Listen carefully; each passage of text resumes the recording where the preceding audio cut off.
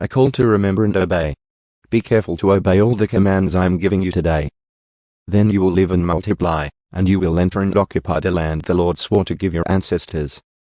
Remember how the Lord your God led you through the wilderness for these 40 years, humbling you and testing you to prove your character, and to find out whether or not you would obey his commands.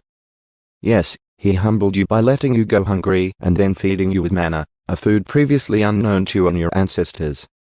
He did it to teach you that people do not live by bread alone. Rather, we live by every word that comes from the mouth of the Lord.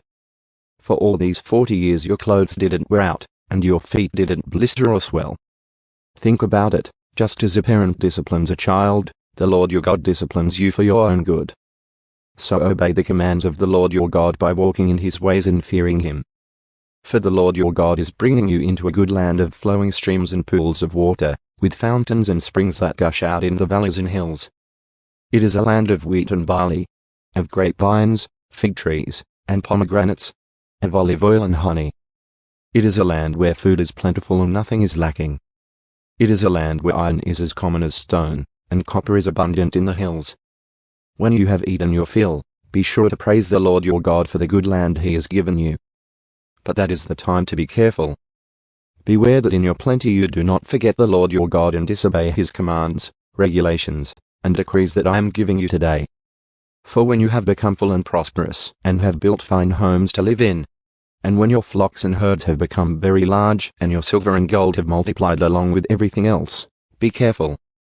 Do not become proud at that time and forget the Lord your God, who rescued you from slavery in the land of Egypt. Do not forget that he led you through the great and terrifying wilderness with its poisonous snakes and scorpions, where it was so hot and dry. He gave you water from the rock. He fed you with manna in the wilderness, a food unknown to your ancestors. He did this to humble you and test you for your own good. He did all this so you would never say to yourself, I have achieved this wealth with my own strength and energy. Remember the Lord your God.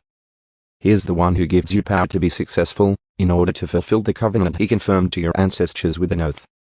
But I assure you of this, if you ever forget the Lord your God and follow other gods, worshipping and bowing down to them, you will certainly be destroyed. Just as the Lord has destroyed other nations in your path, you also will be destroyed if you refuse to obey the Lord your God.